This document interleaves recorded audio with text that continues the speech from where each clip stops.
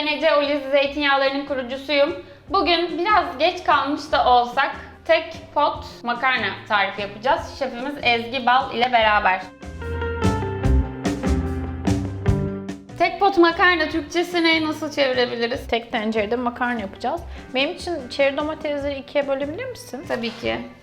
Küçüklerini bölmene gerek yok. Büyüklerini belki. Tamam. Ben de şu kabakları doğrayayım. Şöyle minik çıtır girit kabaklarımız var. Biz 2 sene geriden geldiğimiz için bir şeyleri farklı yapalım dedik. Tagliatella'dan yapacağız. Yani spagetti değil de daha kalın dilimlenmiş olanı. Bu arada her makarnanın da farklı birlikteliği olan bir sosu var değil mi Ezgi şefim? Evet, yani sos tutma olarak makarnaların hani yapısına göre sosları ona göre değişiyor. Aslında öyle bir kural yok da hani daha böyle halka, kendi içinde sos tutabilecek makarnaları ona göre kullanıyorlar. Evet. Geçen hafta İtalya'daydım ve eğitimlerden sonra vaktim oldu. Birazcık böyle kasabayı gezdim. Imperia'daydık. Onağ'ın merkezi, yani zeytinyağı okulu. Ben de oraya devam edeceğim şimdi, ileri düzey Level tadımcı olmak mu için. oluyor? Evet, bu ilk aşamaydı. Sonunda bir test Sınav olduk. mı oluyor? Sınav olduk aynen. 5 günlük bir eğitim, ardından da tadımla ilgili, duysal analizle ilgili bir sınav olduk. Geçmişim. Şimdi devam edeceğiz. Orada bir makarnacıları gezdim. Daha doğrusu şarküteri. Ben her gittiğim yerde zaten şarküteri gezip hediyelik olarak da geri şarküterilerden oraya özel neler varsa onları almayı seviyorum. Gezinirken birçok taze makarnacı gördüm. Nasıl hani fırınlar var, taze makarna yapan yerler var. Bir tane işte usta da oradaymış. Ben dedim ki pesto sos almak istiyorum ama iyi bir pesto sos almak istiyorum. Ben pestoyu kendim de yaparım. Bir gün de seninle de yaparız. Tabii ki. Çok da zor bir şey değil ama gitmişken öyle almak istedim. Sonra makarna seçmeye geçtik. Bir de makarna alalım dedik.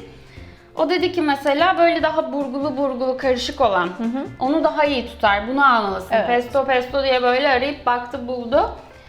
Dolayısıyla makarna türüne göre, dediğin gibi sosu tutma durumuna göre o da ayrı bir seçim meselesi yani. Hem kişisel tercih hem de gerçekten sosa da haksızlık etmemek için Sosa haksızlık etmemek güzelmiş. tencerede kalmasın. Şimdi bu sarımsakları şöyle bir şey yapacağım. Pıt pıt yapacağım. Bu arada taze sarımsak kullanıyoruz. Evet, taze sarımsaklar çok güzel görünüyordu. Böyle bütün halde hafif ezerek tencereye atacağım bolca. Şöyle. Süper. Böyle hafif çatlatarak. Daha çok tadını ve kokusunu versin diye sanırım. Evet. Mesela ezdiğinde içi su fışkıracak gibi oluyor taze Tabii olduğu tazecik. için. Kokusunu da zaten alıyorsundur. Her yer sarımsak koktu. Şimdi tenceremizi ben açtım. Döküm bir tencerede yapıyoruz. Tenceremiz bayağı ısındı. Yanında ısınan bir suyumuz da var. Şimdi everyday alıyoruz. Pişirme ürünlerinde kullandığımız Pişirme için ürünlerinde evde, evet. bolca tenceremizin tabanını bu zeytinyağıyla kaplıyoruz. Sarımsakları zeytinyağında everyday koyduk. Evet. Ondan sonra bayağı böyle çeviriyoruz. Orada birazcık deniz tuz atıyoruz sarımsaklara. Bu tuz atma işini ikidir dikkatimi çekiyor. Sarımsakların üzerine Ya da tavadayken soğanları. tuz atıyorsun ya da soğanın. Bunu bilmiyordum.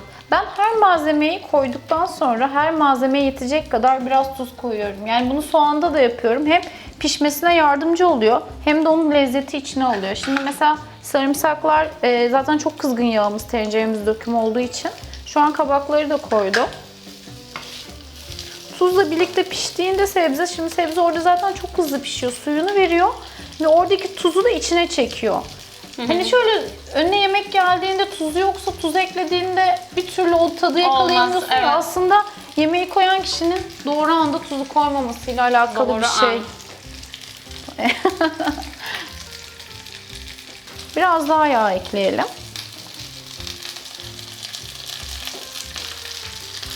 Everyday'de bizim tekir türü zeytinden sıktığımız natürel sızma, erken hasat, soğuk sıkım.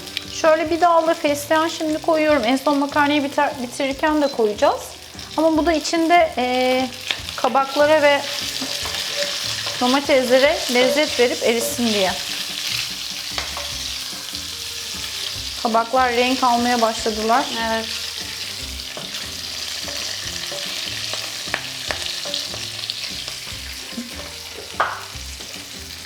Şimdi domateslerimizi alacağız. Şimdi biraz karabiber de ekliyoruz bunlara. Sarımsak, kabak, domates. Biraz patlamalar olacak tabii domateste. Evet, şimdi mesela kapağını biraz da kapatmamız gerekiyor. Burada patlama onu aldıktan sonra makarnayı ve suyunu koyacağız ve kendi suyunu çekerek pişecek. Peki normalde makarnaya ne kadar su koymalıyız? Şimdi ne kadar koymalıyız? Göz kararı. Göz kararı. Bu da sırrımızı açıklıyoruz. Ama şimdi olmaz Gerçekten. ki bu videoyu yapıyoruz. Anlatmamız lazım. Evet, tüm suyunu çekmiş. Harika. Hemen fesleğeni koyalım. Bir de premium verebilir misin Ece? Tabii ki. Yine bitişini yapıyoruz. Evet, bitişini en son böyle bir lezzetlendirmesini yapıyoruz. Fesleğen Tabaklar koyduk. canlı hala. Evet, çok güzel. Şöyle. Teşekkürler. Sıkıntı yok. Şimdi ne kadar demiştik? Kaça kaç su koymamız gerekiyor makarnaya? Normalde makarnayı yani derin bir suda haşlıyoruz ama bu one pot olduğu için de yanımızda hep sıcak su olarak makarna 400 gramsa elimizde bir 400-500 gram kadar su bulunduruyoruz. İçine koyuyoruz. Yani bu tek tencerede olduğu için birebir gibi yapıyoruz. Birebir çekiyor ama birebirden mesela biz ince bir makarna kullandık. Kolay pişen bir makarna. Birebir bizi kurtardı. Hatta çok az ekledik. Evet, evet. Ama daha kalın yapılı bir makarna için 1,5 ölçü kullanmaları Olabilir. daha Biraz doğru kontrollü olabilir. gideceğiz. Evet. Sertliğini bırakmayacağız. Yumuşacık olmayacak makarnamız. Doğru mu şefim? Yani Al dente. evet, al dente. Yani tabii al dente diye de Yani dişe çiğneyemeyecek. gelecek Dişe yani. gelecek tabii. Çok kendini salmış. Biz Türk kültüründe daha yumuşak yediğimiz için oradaki o denge biraz değişiyor herkese göre ama bizim için hani makarna derecesinde pişmiş olması gerekiyor. O zaman tadına Hadi bakalım. tadına bakalım. Sen bak, ben çatal alayım. Bekliyorum.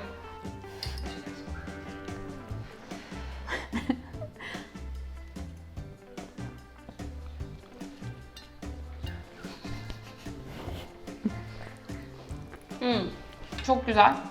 Ve kesinlikle en sevdiğim yanı sadece bu tencere battı. Evet. Başka hiçbir şey değil. Yıllarca boşuna uğraşmışız.